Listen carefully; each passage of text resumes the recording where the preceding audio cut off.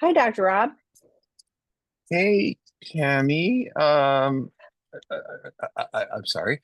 The uh, the Zoom thing is doing all kinds of things I don't know what it wanted to do, but okay. Hi, Tammy. I thought you forgot who I was after all these years. Because you were like, No. hi, whoever you are. So, anyway, welcome everyone. So, Dr. Rob, the first question: been in recovery 3 years, sober for two, daily meetings, calls, step work. In the past, I occasionally would buy and wear feminine underwear, not to cross dress. I just like how it feels. Lately, I've been tempted to do so again. My CSAT said this is like an alcoholic deciding to drink beer again because 35 years ago I stole underwear from my friend's mom, and that there were times I acted out in them. But how is this different from women wearing underwear they feel sexy in? I'm so frustrated and feel so sexually anorexic. Well, first of all, I think it takes courage to ask a question like this, and so Yeah. I really appreciate. And you're going to help a lot of people, whether they feel comfortable with my answer or not. So let me just say to start with, I'm going to pull up a credential. I have a PhD in human sexuality. I have a doctorate in human sexuality. So my arena of expertise beyond addiction is bigger in terms of human sexuality. So I understand fetishes and all, interested maybe other people don't understand all kinds of stuff and addiction. And so I can tell you that a feeling and a desire to want to wear men's clothes, to feel like you feel sexy in them or they feel good to you, is not an addiction. Not an addiction. It is a part of, I hate to use this sort of alternative or different form of enjoying your sexuality than other people. I'm a gay man. I can tell you, ain't nothing wrong with me.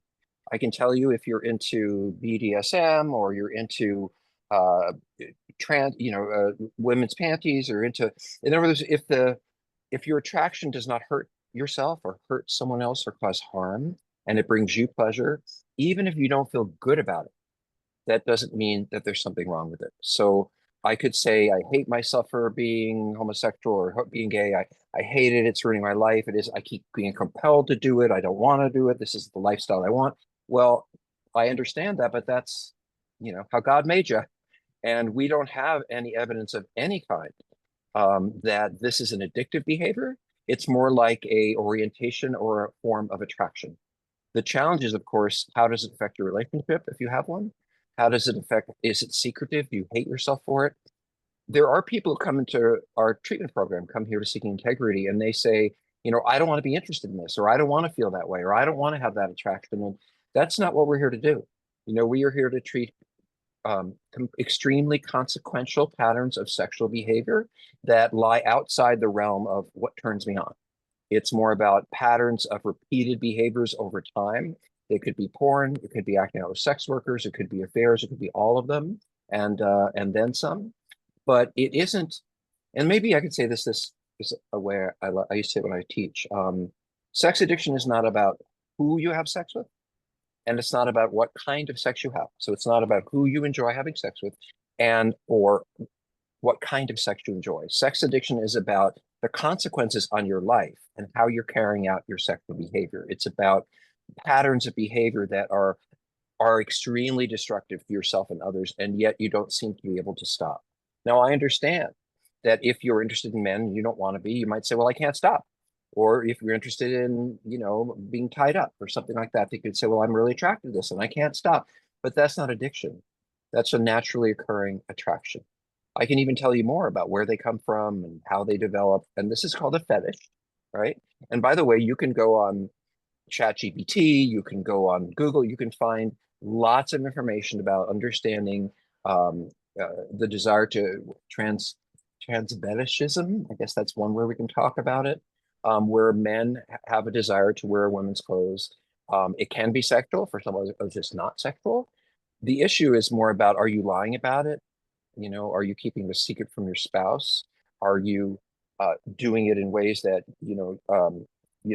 I think of hiding about that you're doing it behind your spouse's back? Is it affecting your sexual life with your partner because you're kind of getting off over here and then over here you're less available? So I'm more interested in how you're carrying this out in a way that might be destructive to your relationships or how it makes you feel about yourself. Because if you go around hating yourself, let me put this another way, it ain't changing. This is who you are. This is a part of who you are. You can say, I'm not going to do that. And you can practice a 12-step program if you like about not doing something. But that doesn't mean this attraction or this emotional interest is going to change. It's part of who you are. And when we do therapy, the sex therapists, taking out the addiction piece of me, when we do therapy with folks who have these arousal patterns, it's about acceptance. It's about integration. It's about coming to peace with it. It's about doing it with honesty and a sense of not judgment for yourself and coming to peace with it. So, Tammy, I know I've talked endlessly, but I hate it when people go after themselves in a negative way for something that just is. I don't have hair. I could attack myself forever, but grow it in. So, what are your thoughts, Tammy? I know we have a Well, I lot of have a bunch of questions. questions actually about this because, one of the questions says, uh, and there were times I acted out in them. So how would you work through, this was part of my acting out versus Right. this is like, how do you find a way to safely do this, so to speak? Let's call it that Well, way. I don't know what acting out means for this person. So when they say it act out, for example, there are people who might engage in dressing like this and they do it at home. But if they go out, they're acting out. So, how this person defines, um, I don't think, by the way, it's because 35 years old ago you did one or two things, but I don't know what you mean by acting out in them. So, Tammy, I can't Well, differentiate. let's do some Go ahead, scenarios. create So a scenario. let's say, yeah, this person says I'm doing sex addiction work. So let's say they're part of their Okay. acting out with other people included wearing women's underwear, and now Sure. they want to not act out with other people, but they want to, or porn and masturbation, either Sure, sure, scenario. sure. But No, it was part of a sexual acting out, and now right. I'm looking to wear these underwear, but I'm also conflicted. I think it's about I think it's about differentiation. I would clearly sit down and say, what are all my sexual behaviors? Which are the ones, I don't know how to say this, Tammy, you're better. There is and maybe you can draw a better line, Tammy. If I go and I pick up people and I'm wearing such and such, and I'm not telling my spouse, and I'm going to sex workers who are into this, and, that's not a pattern of what I'm attracted to. That's lying, that's cheating, that's keeping secrets, that's doing things that are abusive and consequential to other people. But the fact that you have this feeling and did it when you're acting out doesn't necessarily mean that the feeling in and of itself is all one thing. So to be honest, Tammy, I would need more information. And this might be a person who could really write you and drop you a note and say, could you further explain? And by the way, for you spouses who are here, I'm not giving someone permission to, go act out wherever they want to just because they have this attraction. And I'm not saying that it's okay to, as I said, keep secrets, do stuff that you're not, in places you're not supposed to do it. But I am saying that this desire is not in and of itself unhealthy. How you act it out, like I said, what I'm attracted to, what I'm attracted to, who I'm attracted to, not a problem. How I do it, how I act it out, secrecy, lying, hiding, manipulating, risking diseases, that is where the concerns come up. And Tammy, I can see your face. There's another question. I know Well, you, what, I'm curious. You know me, I get to be no, curious. it's good. You're creating Yeah, clarity. yeah. So I'm curious, like if this person, they're in 12 steps. So if they talk to their sponsor before they do this, and then kind of or their therapist, and then have an debriefing, no pun intended, after afterwards to say how the wearing of the panties or whatever affected them or didn't affect them, or how they felt. Because this person adds, I feel it accentuates my masculinity when they do, so Sure. so could there be a way of exploring this? I mean, you've shared before, and Sure. this is a while ago, but you've talked about, like, sometimes masturbation can be okay, but it's like, call your sponsor before, and I'm going to call Right. my sponsor after. So creating a safety plan for how I'm going to do this type of experimenting, But I I don't have guess. enough information. I just I simply don't have enough. understand. So what I Right. hear you saying, and I want to be clear, is that some people, as a part of their acting out, they're doing this over and over again. And so when they do it, it's so tied to acting out that they end up going places and doing things. So when you're talking about checking in, for example, there's some people for whom masturbation with porn is a problem. And then there's a question at some point, well, can I ever masturbate again? And it's like, well, usually if the porn is involved, it isn't as much of a problem. It depends on who you are, but check it out. Call your sponsor before, have a discussion, or your therapist, and then check in after and say, this is how it made me feel. It left me wanting to run and act out. I was okay with it. So I agree with Tammy, engaging someone in this process and kind of bookending. I am a little concerned though about the part where your CSAT says this is like an alcoholic deciding to drink beer again, because the fact that you have this interest and the fact that you want to dress this way may or may not have anything to do with addiction. And so I'm a little concerned that maybe this person, tell you what, we do a consultation group, and I sit just like I do here every single week, and we have for years, Tammy, and we speak to CSATs, and they ask me questions because I've been at this a little longer than some of them, most of them. And they say, and as a group, well, how do we handle this? And what does this mean? And do you think they're acting out by doing this? And we sit as a group and we talk about it. And I would highly suggest that you say to your CSAT, I've had some confusion. I went on, I heard this group. Maybe you can help clarify this. Or maybe they can write Tammy. Tammy, can you maybe help fill in the blanks there? Because I know we have so many questions now. Yeah. Yes. So TAMI at seekingintegrity.com is you started typing something, and so now I can't get out of that loop. So yeah, yes, you did, because it says you. So and hang on the first one. Okay, I just typed my email address to get that gone. So anyway, so yes, peer group, the CSAT can reach out. And here's the other thing, and like Dr. Rob said, we don't know enough, and your CSAT knows you better. So we're not like saying, oh, they're wrong. We're just saying, from what you're sharing, this is what we're gleaning. So, okay. I'm a betrayed Tammy, partner. I want to make sure that we're not crossing each other, because I truly did not type in anything. So let's see what happens as we go along.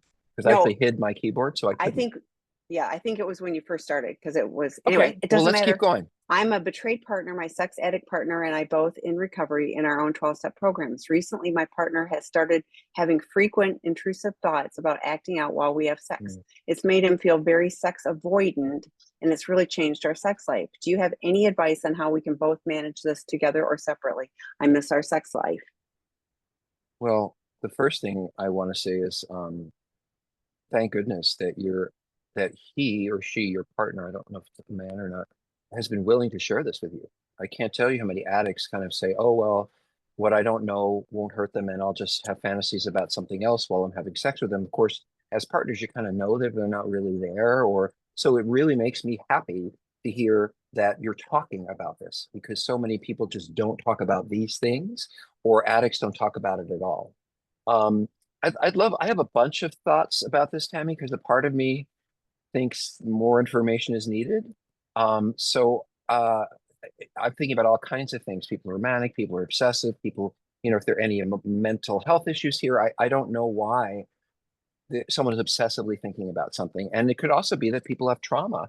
When they start to be sexual, they run away in their heads to somewhere else. So I don't have a direct answer, because I think it depends on, again, kind of how this is perceived, what it means, how it's looked at. But Tammy, you are the best explainer in the world. So tell me what you're thinking. Well, actually, I was going, how long? How long have you been doing this work? Like, how new to the process are you? And a little bit of it is, if it's really relatively new, then kind of course. But if it's been a longer period of time, I'm wondering if there's some other extenuating circumstances that have been coming up, some vulnerabilities, so that there's something else, going on. So, talking about, not in bed, but, talking about what's going on, it's vulnerable, it's fearful, is there something else externally going on? Are they doing a deeper part of the 12-step work, like the 4-step? And so, more anxieties coming up. So there's a lot of missing information, but I, like Dr. Rob said, I love that you're having the conversation about that, and having your partner explore what's going on. I think it's really important, like the 3 circles, this feels like there's some middle circle stuff going on. And so, what's going on that could be an opportunity to look at, what do I need to do to take care of myself so that it's not showing up in this particular way. But to me, it's data. Yeah, and I want to go all the way back to the beginning of the Tammy said is I'm going to go to the other side and say, this person may still be doing things. And Mm, it doesn't sound like you're having sex. And I hear the word avoidance. And I'm wondering what that other person mm. is doing. And if telling you is simply a way to push you away, I don't know. But I do really appreciate something, lots of appreciation here. Of It course you says miss your while we are sex. having sex. So to me, it says they Right. are having sex, but Or they're they having were. intrusive thoughts. Oh, okay, Right. Because fair. it says I miss my sex life. So I don't, again, I would love more information. I didn't see that you're seeing a professional who understands and works with these issues. And I think that would be essential. Um, Maybe, and this is a couples issue to me, rather than going to individual therapy in this particular case. I don't blame you for missing your sex life. However, I do say this every time we talk, and I'll say it to you. I don't want to have sex with someone I don't trust.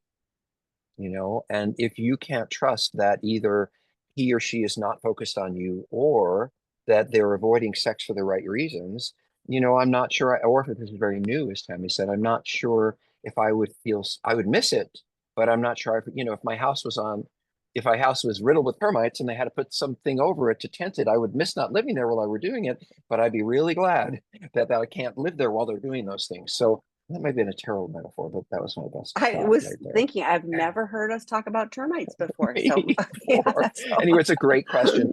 And a lot of these questions, yeah, I just think more information is needed in this particular one also. Okay. Can you please explain, at least briefly, the process of disclosure and how it happens during therapy? How long it takes, what steps to take, and does it happen all at once or slowly over the course of several weeks or months? Well, by the way, I wanted to go back to you, Tammy, and say if you can find something, I don't know that everyone knows what a circle plan is. I know you brought it up, so there might be a way to help them understand that at some point.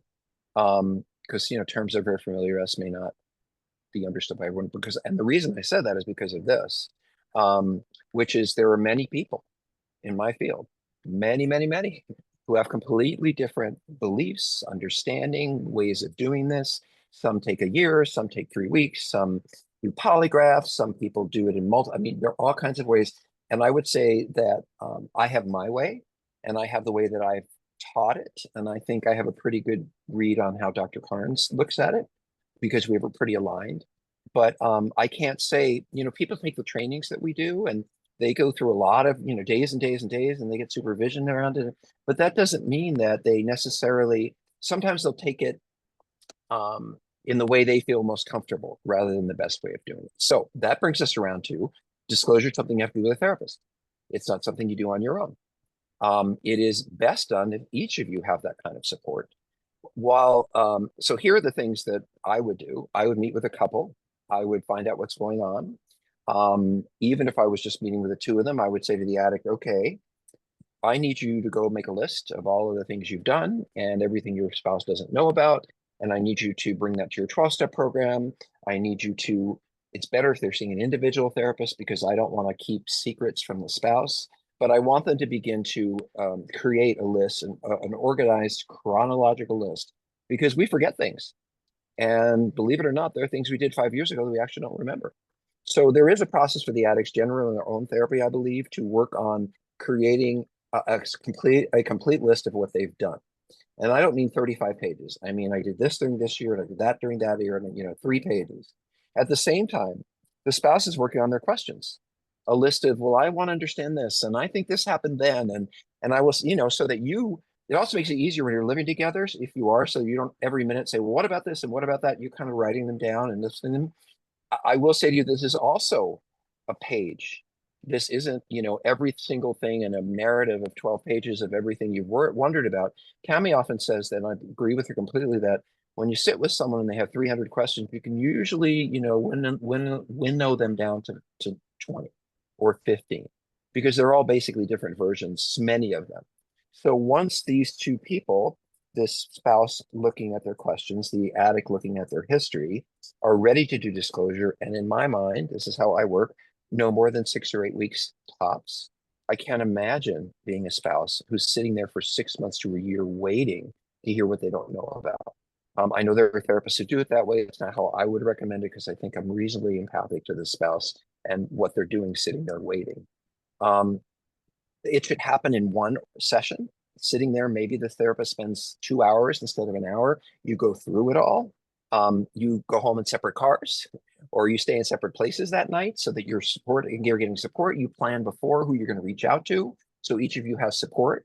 And then I think it's best to come back the next day or so and kind of talk about what happened and where you're at. And so that should happen in my mind in the course of a month or two, probably let's say 2 months. By the way, this is provided that the addict is not still acting out, because if they're still out there doing what they're doing, then what's the point of a disclosure?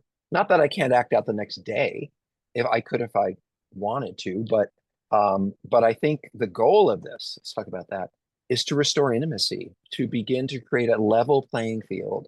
I'm going to be furious for a long time. I'm going to be struggling and miserable, whatever it is. But at least we know, at least we are on the same, I'm not keeping secrets, you're not in the dark. From that place, we can begin to grow the relationship. I don't believe, that there is a place to do disclosure in a couple that's not staying together. Because if you've already decided that, then why do disclosure? What difference does it make? It sometimes ends up in a lawyer's office. That's not really helpful. Another thing that we do is, these are long questions, Tammy, I'm sorry, is we call, if you say, well, I won't be able to know if I want to stay with him or her until I know what it is. Understandable. We talk about something called a safe harbor, which is that each member of the couple together say, we're gonna get through whatever all of this is for 90 days or 6 months. I'm not going to leave you. I'm not going to call a lawyer. We may not be in the same house, but we're going to take a time out from making decisions, about our relationship. So if you're a spouse and you want disclosure, you also have to say, and I'm willing to sit through whatever happens for the next few months, because what I don't want to have happen is we do disclosure and one of you reacts and is out the door, and that's not productive. So if you're committed to moving forward and you want disclosure, I think there has to be a plan for how are we going to handle this for a period of time after. So it's a complex question. And Tammy knows I could spend 3 days teaching about this, and we have, but do you want to say something, Tammy, about, I mean, I know that you have to breathe. Well, but... this is the most brought up topic in that peer case consultation group that Dr. Rob mentioned earlier. So this is not a do-it-yourself job. And, you mentioned, I had a betrayed partner I was doing a support session with. She had 150 questions, and we narrowed it down to 3. There were 3 really good questions. One thing Dr. Rob has not mentioned is, after the disclosure, then within a reasonable period of time, not at the same session, there's a letter of impact, because now the partner has heard this information, has some time to work with their ideally individual therapist to process through that, and provides that letter of impact. Then the addict has the opportunity to write a letter of restitution, like what is going to do. So all of that takes a little bit more time, but again, this, I hear often, I've been waiting for 2 years for a disclosure. I mean, honestly, it breaks my heart, So that's the process. We've had other webinars on this topic, but and yes, there are lots of other people that do it differently. But I heard it again today about one that didn't go well. So the goal is, and Dr. Rob mentioned intimacy. I want to clarify. He talked in early June on a webinar about intimacy. Intimacy is not sex. So if you think I'm going to do disclosure and then we're going to have sex, it could happen, but intimacy is the connection. It really is setting a foundation for healing and trust to be built. That's the goal. It is intimate to do this. It's saying, I am willing to put all my cards on the table and trust whatever it is you're going to do with it, because I'm not going to hide behind whatever. And that is intimate, because you may leave, you may stay, I can't control it. It is maybe the beginning of real honesty in a relationship. And I agree with Tammy, there's lots of steps that come after, but this part, and the parts come after can wait longer, but this part, I don't know, I need to know, how could you, that needs to, in my opinion. And if you're interviewing therapists, by the way, I would say, what is the maximum period of time, no matter what, that you would wait to do a disclosure? Because if they say 2 years, that's just not the place I would go. I'm with you. If a serial cheater has been discovered and upon discovery wants to have an open relationship, is this considered an addiction or lifestyle choice? This has been detrimental to his family. Well, I'll answer this with a little story. When I was doing outpatient therapy before we started the treatment center, which is all residential, I see the clients, but I don't see them individually, in an office somewhere. It's a part of the program. But when I did do outpatient therapy, and a man would come into me and he would say, I don't see what the big deal is. Sex workers, what's the problem? My spouse doesn't know about it. And, if that's what I want to do, what's the big deal? And my answer is, you can see as many sex workers as you want. Just make sure you run it by your spouse first. And if it's okay with them, it's okay with me. And that comes up for me because upon discovery wants to have open relationships. Now, if I came to you and I said, we've been together 25 years or 12 years or whatever, and I've been having these feelings and I want to talk about it with you, and let's go to therapy and talk about what it means. And there are open relationships that have trust and meaning, but actually that's the word, trust. An open relationship is all about, these are our boundaries, these are our rules, we stay within them, whatever those are. You don't spend the night with someone, you don't spend 3 weeks. I don't know what it is for those people, but then you have to trust that they are going to follow those rules that you've both set up, that they're not going to betray you with the lying and the mistrust and the violation of truth. Well, this person, you can't trust them. They've already said they're serially cheating. They were discovered, and all of a sudden it's important to them to have an open relationship. Well, trust me, they had an open relationship. They just never asked you. So I think this is problematic on a whole bunch of levels. And most of all, I worry about you because I think you're questioning something that to me is not to be questioned. And I don't mean that in a negative way. I mean, you deserve, this is insulting. Well, I didn't do what you wanted to do. So what did you just, mommy, I took too many cookies. So is it okay if we eat more cookies and then I won't be doing something bad? No, that's not how it works. So were the cookies a good analogy, Tammy? I think that was better than the termites. Better than termites. We don't want more Thank you. termites and Why yeah, did you jump in there, yeah. Tammy? Well, I was thinking, Dr. Rob, I don't know what your experience is, but my experience with this type of scenario is even with more wider boundaries, let's say. So an open relationship, there still is some boundary. And for Right. serial cheaters or addicts, guess what? They still cross the boundary, like whatever it is that, okay, now this is allowed. Well, that isn't enough. So they still cross a boundary. And so that's the fundamental problem, for that. And guess what? If you started the relationship and, when you first started dating and it was like, hey, we want to have, great. If everybody's all in and they have the opportunity to discuss it and say no, if this isn't for me. But this is fairly common, in the, oh, let's just change the rules. Let's move move the boundary and then it'll be fine. And then it won't be. I also want to add to this that, what did I want to say about this? I don't necessarily trust that you have all the information that's doing it. When I hear someone's been discovered, I think, well, look, I don't think I know. There's more. There's always more. Addicts lie. That's what they do. That's what we do. We lie to get away with things. And when we get caught, we'll generally give the least amount of information to you, only as much as you know, so we can get away with the rest. We don't certainly tell you everything. And so when someone comes along to me and starts seeing me for treatment, I say to them, I say to myself, they're probably not being entirely honest, and hopefully along the way, because that's what they do. So if he's been hiding this from you, I would imagine there's other things that he's been hiding. I think it's a man. And by the way, what does an open relationship mean to him? Because in my mind, I'd be like, okay, they agreed to this, so now I can do all of it. So in every way, I think this is problematic. I don't know if it's an addiction or not.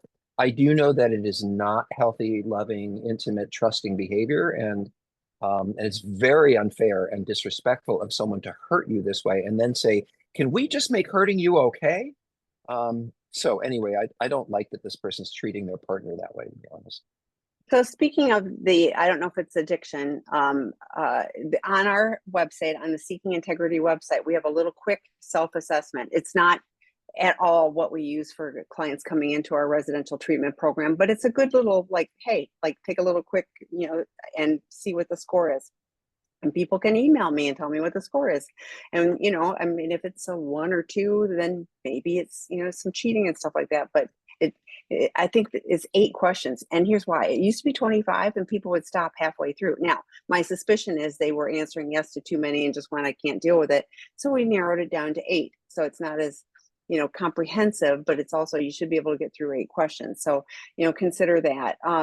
And oh shoot, you said something else about it. I can't remember now. If I think of it, We have so I'll many tell you questions. again. We should I know. keep running along. I know.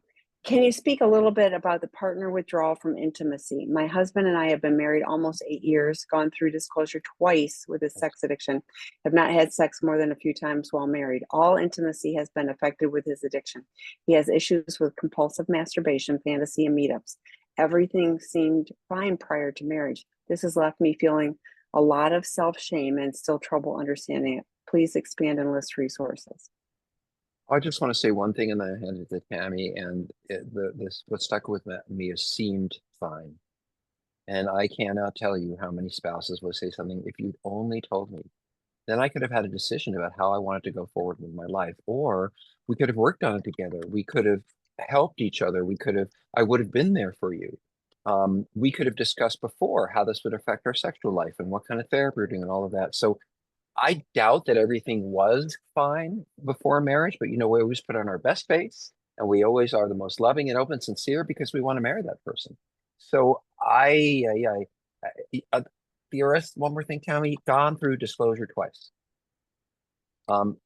This person's been, what do you say, been this rodeo before? What is the word? They've, whatever that is, they've gone around this before with you and now they're back to doing it again. So I don't even know if disclosure meant with a therapist or they just decided they would just tell you things or they were afraid you were going to find out. But look, all people who are sex addicts have intimacy problems. Trust me, I do. It's very easy to run away from a partner, run away from intimacy, and run away from sex in some ways. But I don't hear, and Tammy, you're going to say this, what kind of therapy are they in? What kind of support groups are they in? Can you just expand on what I said or do whatever you think is Well, helpful? and I did type in the chat, Tammy, TAMI at seekingintegrity.com. I've got bunches of resources. And to me, this one is, Dr. Rob mentioned a bit ago that he does 2-hour expert consultations. Right. And this is the kind of stuff when there's, when couples are stuck. And that's what I hear. Now, you've gone through disclosure twice. I don't want to assume, but I'm thinking that there are 2 qualified professionals that have been working with the 2 of you. But I also here's the other thing I hear is we've gone through disclosure twice and he's got these, issues and we're not getting better. Guess what? We have a residential treatment program for guys like him. That's what we really do. It's not just about stopping the problematic behavior. That's important, but it's really about addressing those underlying issues. And Dr. Rob talked about, what you think, and then, I hear often, Dr. Rob, about, partners going like, he's lied about, and we go, yes, we expect lies. Yeah. We expect that we will know some, we will do some treatment planning initially based on what we know, and we'll learn more, and so we get that is, part and parcel of addiction, period. And I think more secrets and shame around, sex addiction and porn addiction. So that all goes hand in hand. But what I hear from what I'm reading is that there has not been enough help for him, and sure, not enough support for you, in this process. Yeah, I was hoping, Tammy, you'd mentioned this person, as spouses often do, maybe isn't just focused on what they need and how they can take care of themselves. And I do want to say something. I don't know what your belief systems are. It's not my job to tell you what is right or wrong with your sexuality. I can only tell you what I know. But to those spouses who don't have belief systems that run, I'm being too complicated now. It's okay to have sex with yourself. I want to say it's okay to enjoy your sexual life if that's within your belief systems without your husband or wife. You do not have to end that part of your life simply because. You don't have to shut yourself down as a human being. We are sexual beings. We eat. We do certain things that keep us going, and sexuality is part of it. And so, and maybe I'll say it in this way too: feeling deprived of sexuality for a long period of time makes it harder to keep a boundary from them, to stay distant from them, to hold on. So it may well be that, and again, if it's in your belief systems, that you spouses have some physical relationship with yourselves rather than waiting for this other person to be available to you. Yeah, and I think Tammy, that's not something you disagree with from maybe No, some intensive or no, work you've heard, yeah, like our and even women's intensive. yeah, even at the Empowered Women's Retreat, like Right. there's a component of that that we talk about healthy sexuality, understanding ourselves, so yes, absolutely, yeah, and it's challenging, and I do think often partners shut down, and feel like, or I hear, well, I want to have sex, so now this person that I don't trust, I need to have sex with that person so I can have sex. I'm like, no, sex with self. So okay. By the way, one more thing, there are 38 Hmm. people asking questions here. I don't know how many people are sitting with them, but if you're involved with a sex addict, please get STD tested, please. Especially if you're a younger woman, and you're thinking about having children, or you're pregnant, or children and their development can be affected profoundly if you have an STD and you don't know about it. There are all kinds of cancers and profound consequences for women in particular. I know the last thing that any of you want to do is go to your family doctor and say, well, my spouse has been cheating on me. But I'll tell you what, we not thinking about your life and health. We're thinking about covering it up and doing what we want to do. And we also don't think about even getting a disease. So I do really recommend that you take care of yourselves, even in that most basic way, is make sure you're healthy. And we often hear, oh, it was only pornography, and guess what, there's an STD. Maybe So not. yes, yeah, so don't assume that whatever is said is everything. Okay, Dr. Rob. Husband in decent recovery seems to be starting to understand that the lying, deflection, blame shifting, and gaslighting were abusive behaviors. Feeling like this expressed empathy could be another form of manipulation. Is it typical for betrayed partners to confuse empathy with manipulation and control? Ooh, that's an interesting That's a question. good one. And I'm gonna let you Mhm. start that, Tammy, because of your How no. unfair. Well, yeah, yeah. I think often, I mean, empathy from an addict sounds really rote, and like Mhm. when I'm working with addicts, sometimes I'll give them things to start, and I said, if you have to read this, it's going to be awkward, but try that, and let your partner know. But to me, like, I guess my first thing is trust your gut, um, and or like, here's another idea. Say, I'm really curious. Tell me more about, like what, when you're saying this, what is the feeling for you behind it? What are you thinking of behind it? Like, just be curious, like, it doesn't have to be, I think you're just gaslighting me. It can be like, this feels awkward, and I'm looking to move forward towards, this. But I often say, honestly, addicts are like in kindergarten, so they can't write a college dissertation on empathy. They just can't. Can they learn it? Yes, but it's going to be the kindergarten level initially. And so the more practice is happening, and you can even say, like, I've suggested to partners, I want empathy. Be really clear. For me, empathy would look like, and Right. give them very specifics, because otherwise it's empathy. What does that even Well, I mean? wrote a book about this. We teach a course about this for Yeah, men to yeah. understand. But I did want to jump in and say, empathy is not crocodile tears. Empathy is not, I can't believe I did this, and I'm so sorry, and I've been such an awful husband or wife, and I can't believe I hurt you, and please forgive me because I meant, that's not empathy. And a lot Mm-mm. of the men I work with, True. and and this is anti-therapy, right? They're sitting there weeping about how terrible they've been or how awful they've been, and they think they're being empathic. And I would say, can you just take the tears off your face? Because you're not the victim here. You don't get to sit and feel badly about you. That is not empathy. Empathy is, I can't imagine what my spouse is going through. What are they feeling? If I were to turn to you and say, could you cheer up tonight? Or, I know I did these things, but I've set up, or even I can understand how bad that makes you feel. That's not empathy. No. Empathy is, I can see the look in your eyes, and you must be feeling that hurt and disappointment that we've been living with for so long. It's putting myself in your shoes and seeing how you feel. By the way, I think I will just say this. We don't get this question a lot, but I believe in people's guts. And the fact that you are asking this question says as much about what's going on as the question itself. something doesn't feel right to you.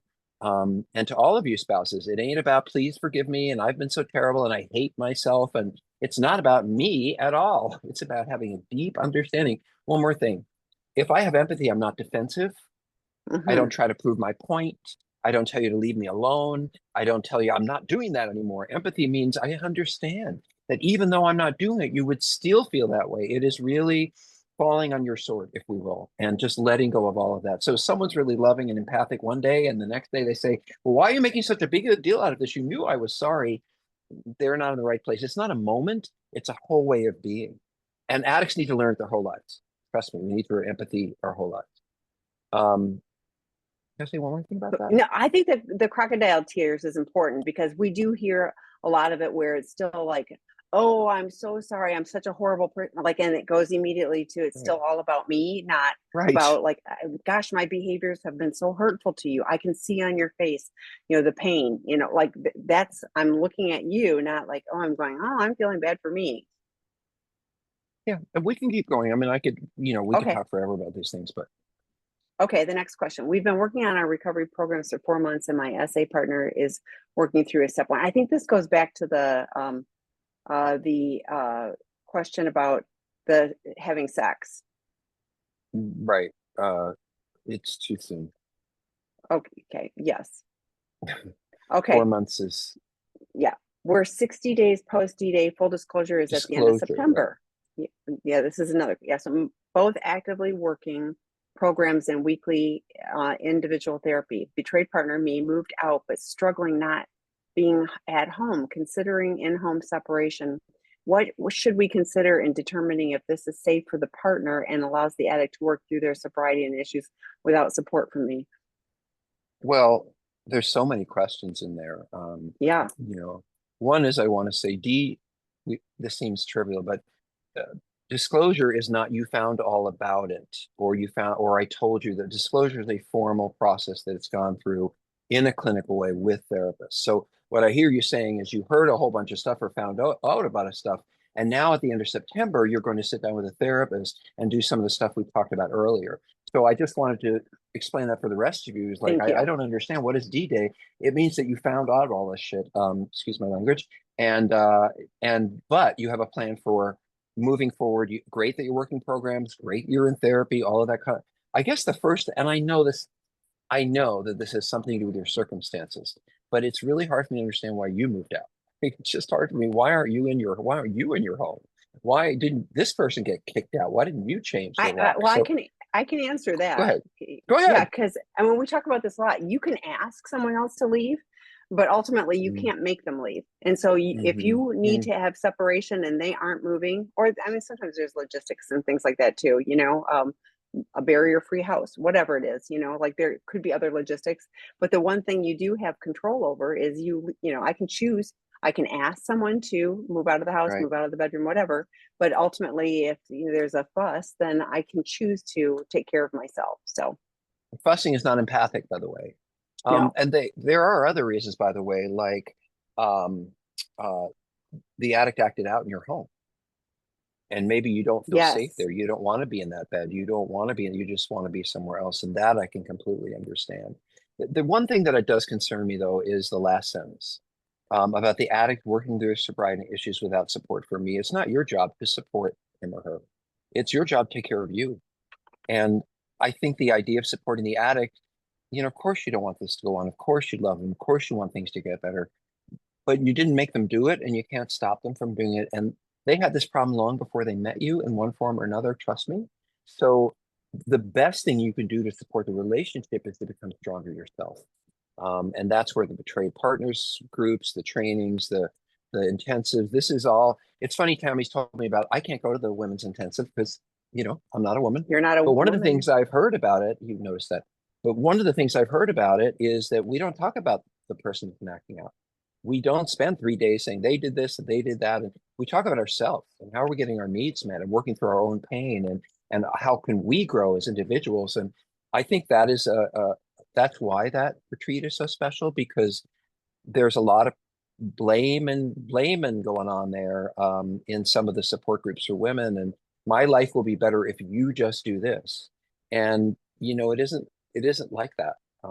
So Tam, do you want to say anything else? I do. Well, and taking on the shame too. So it can be blame or the shame, and neither of those. So yes, the empowered women, we really do focus on healing, and there's lots of different aspects of it. And you can email me if you want more information, but I did put the link in the chat.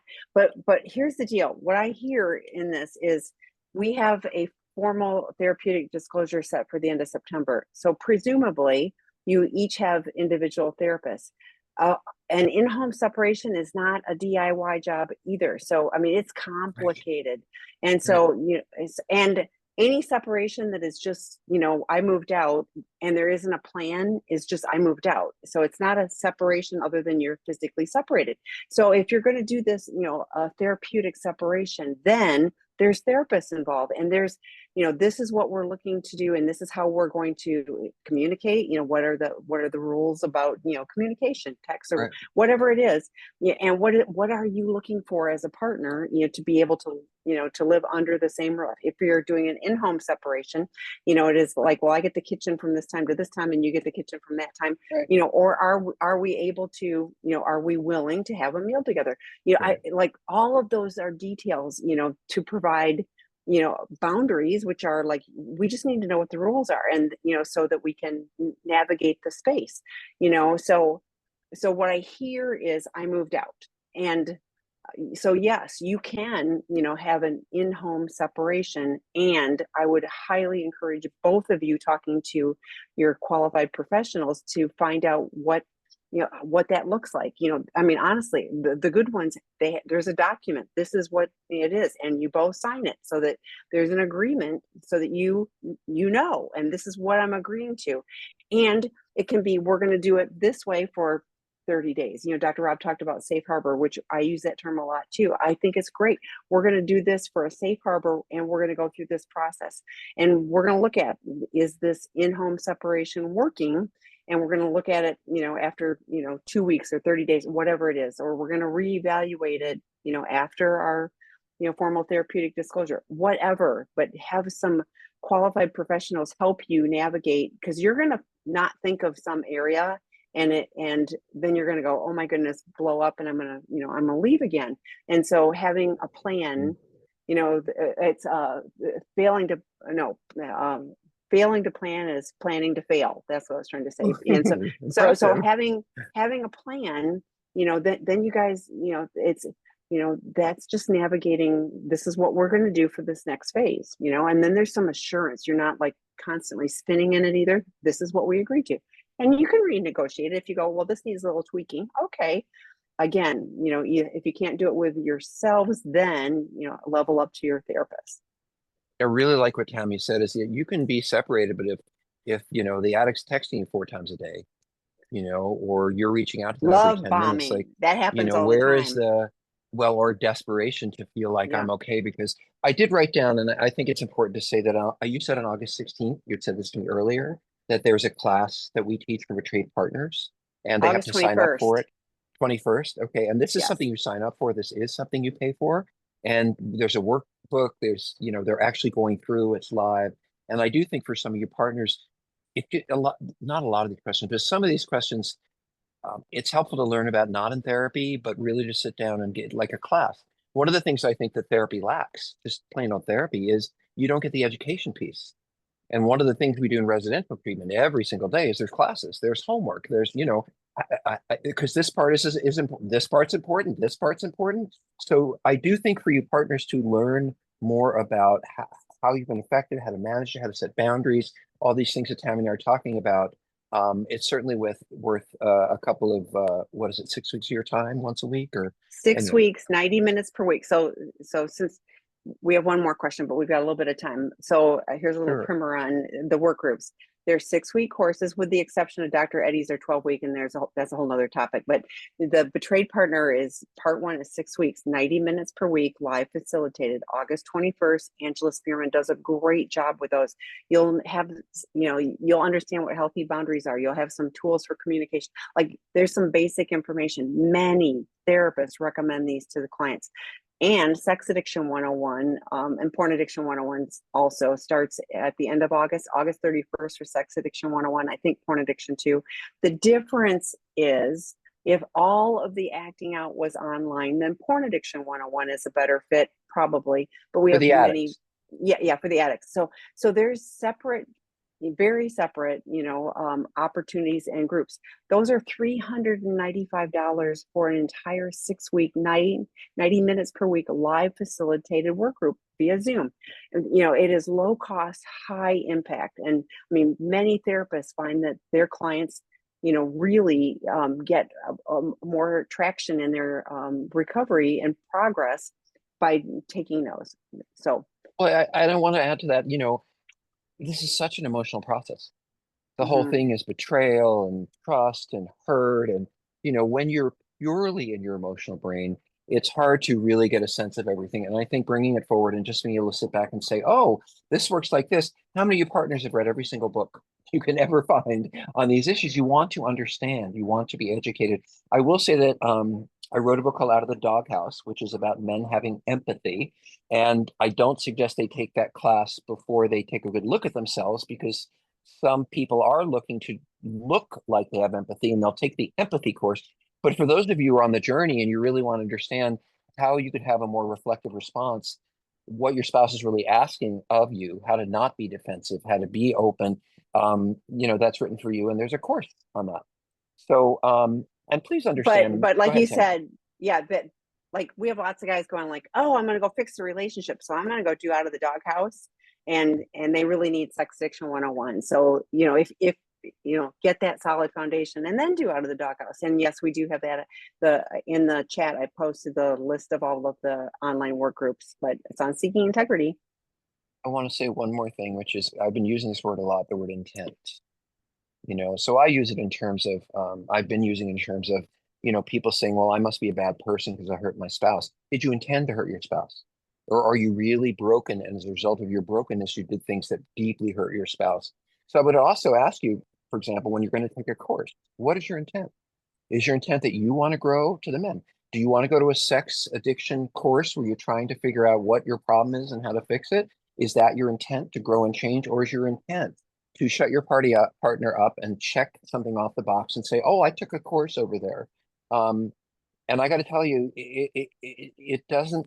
I get a lot of people, because I do these consultations, say, well, I took that course. And I'm thinking, of course they took that course because they're looking to be forgiven and they're looking to look good. And we need to start with our own stuff as addicts before we can go anywhere near.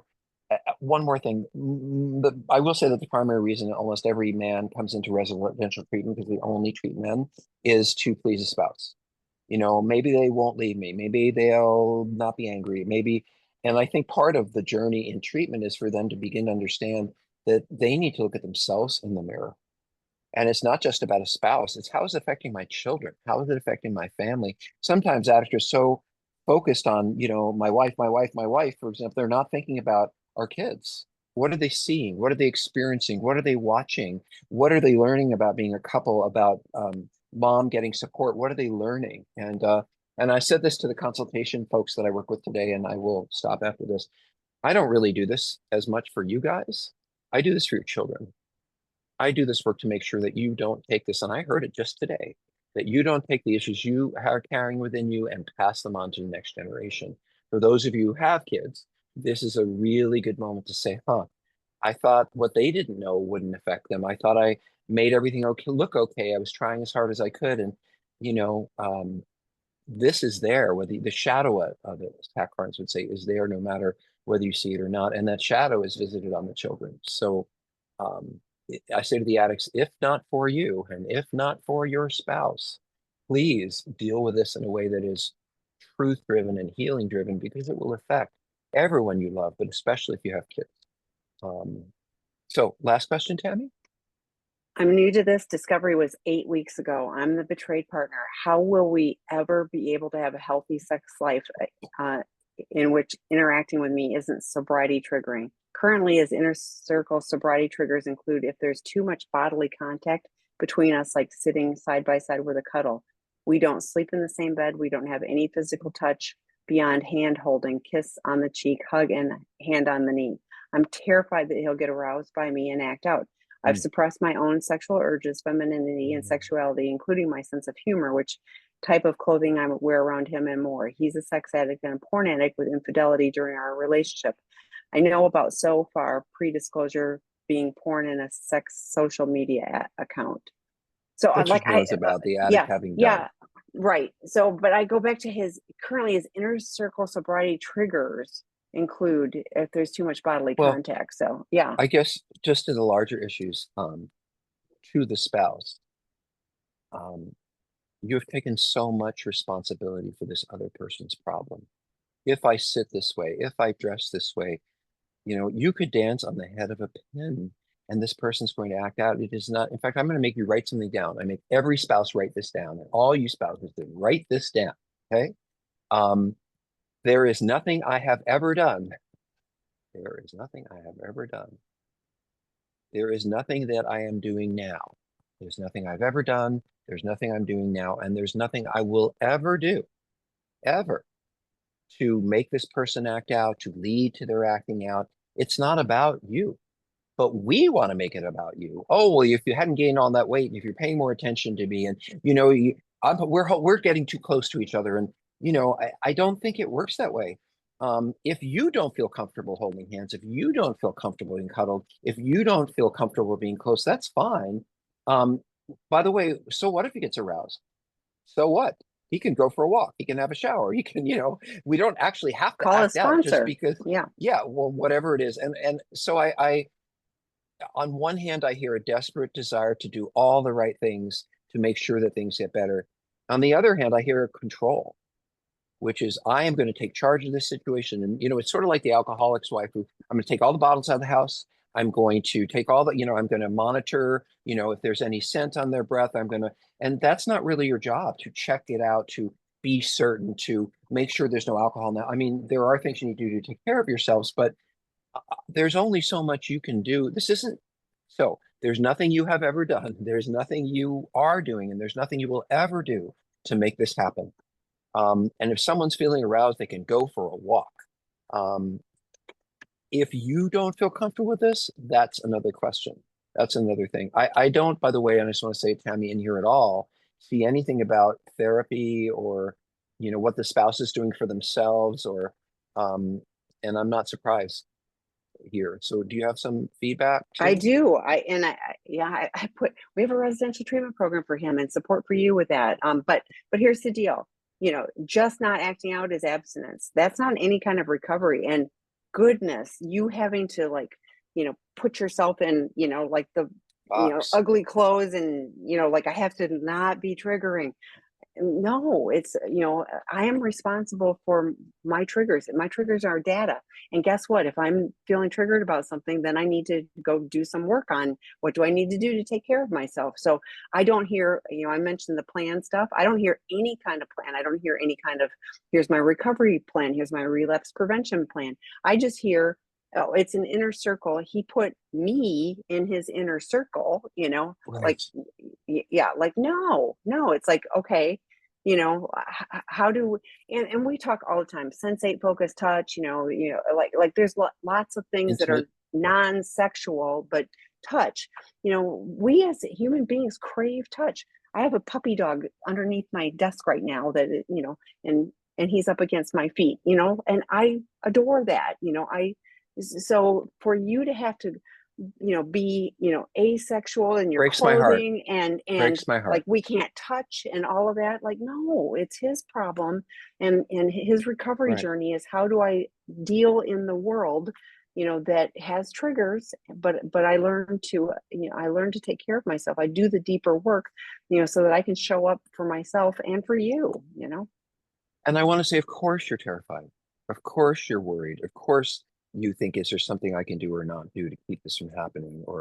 But it makes me deeply sad that you have decided that your femininity, that your sense of being a woman, that your own sexuality, you have made yourself part of the problem, or at least part of the solution. And that isn't taking care of yourself. How is it taking care of you to remove all these essential parts of yourself for him? You've already come to a lot of harm because of this. You also now need to be destructive. This is someone who's blaming themselves, and you Yeah. didn't do anything wrong. You know what? He'd be so aroused by you and can't he can leave. He can go live somewhere else, but you could wear what you want and feel how you want.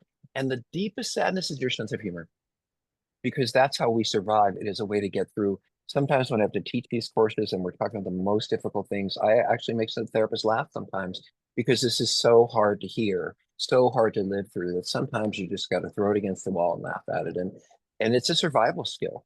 And it makes me sad that you have given away one of the things that will help you get through this.